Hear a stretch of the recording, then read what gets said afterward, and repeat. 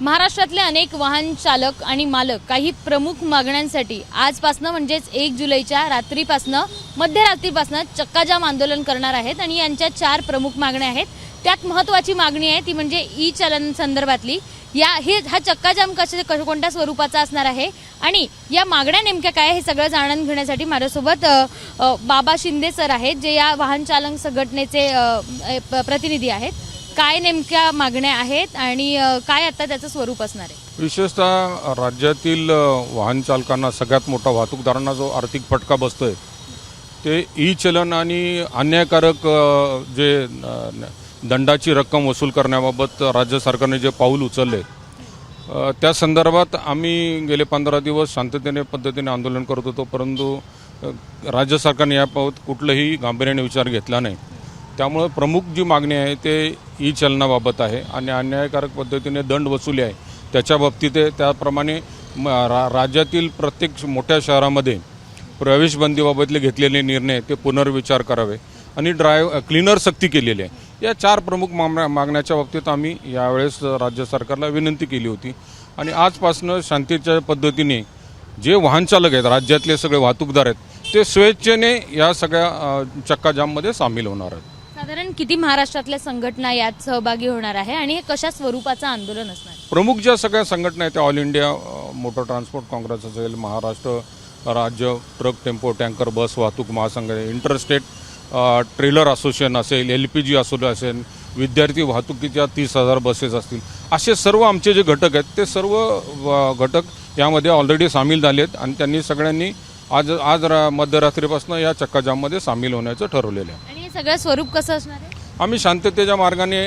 करतोय, अत्यावश्यक सेवा कुठेही आम्ही बंद करत नाही आणि प्रत्येक ठिकाणी जिल्ह्याच्या RTO आणि कलेक्टरला आम्ही शांतते पद्धतीने निवेदन देऊन हे आंदोलन चालू ठेवणार। यात स्कूल बसचाही प्रश्न आहे। स्कूल बसचं आपण बघितलं तर त्यांचं व्यवस्थित मेंटेनन्स केलं जात नाही आणि याचा फटका विद्यार्थ्यांवर, त्यांचा जीवाला पण धोका अनेकदा दिसतात।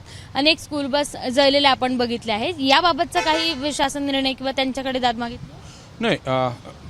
असं कुठल्याही वाहतूकदाराची इच्छा नसते की आपल्या वाहनामध्ये कुठे अपघात व्हावा। आम्ही त्या पद्धतीने सगळेजण काळजी घेत असतो आणि सरकारने जी नियमावली ठरवून दिलेली आहे त्याचं तंतोतंत पालन आम्ही करतोय। विशेषतः आम्ही आता ह्या वाहतूक संपामुळे खरं तर आम्हाला ही वाहतूक सेवा बंद करायची नव्हती, पण नाईलाजास्तव सरकार पुढं आमच्या मागण्या मान्य करण्यासाठी आम्हाला हा चक्काजाम पुकारावा लागतो। त्याबद्दल आम्ही सर्व नागरिकांची दिलगिरी व्यक्त करतो की अशा प्रकारचा पाऊल आम्हाला सरकारमुळे उचलावं लागतं। स्कूल बस देखील बंद असणार आहे, त्यामुळे शाळेतल्या विद्यार्थ्यांनाही फटका बसतो। हो, तो सगळ्यात मोठा फटका बसणार आहे। आम्ही सगळ्या शाळांना विनंती केली आहे की जोपर्यंत हा विषय मिटत नाही तोपर्यंत तुम्ही ऑनलाईन शाळा पूर्वी जसं घेत होतं त्या पद्धतीने हा प्रश्न मिटोपर्यंत शाळेतनं ऑनलाईन शाळा चालू करावी। याआधी या सगळ्या संदर्भात कोणाकडे दाद मागितली होती आणि त्यांच्याकडनं कुठे कुठे पाठपुरावा केला होता आणि कोणाकडनं उत्तर आलीत, कोणाकडनं आली नाहीत?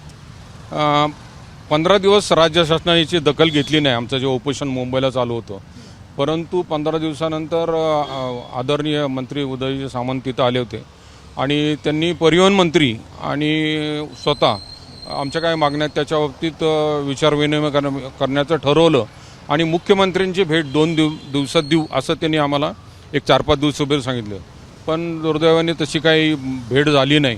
त्यामुळं संपाचं पाऊल राज्यात उचललं। संपूर्ण राज्यात हे राज्यव्यापी चक्काजामचं आंदोलन आहे। या सगळ्या वाहन चालक आणि मालकांकडनं चक्काजाम आंदोलन करण्यात येणार आहे। आज रात्रीपासनं हे सगळं चक्काजाम आंदोलन होणार आहे आणि उद्या दिवसभर याचा फटका आपल्याला सगळ्यांना बसू शकतो। मात्र स्कूल बस धारक जे आहेत, स्कूल बस वाहन चालक जे आहेत ते देखील बंद असणार। स्कूल बस बंद असल्यामुळे त्याचा फटका विद्यार्थ्यांनाही बसण्याचा शक्यता आहे। कॅमेरामॅन अमोल गवाळेसह शिवानी पांढरे, ABP माझा, पुणे। ABP माझा, उघडा डोळे बघा नीट।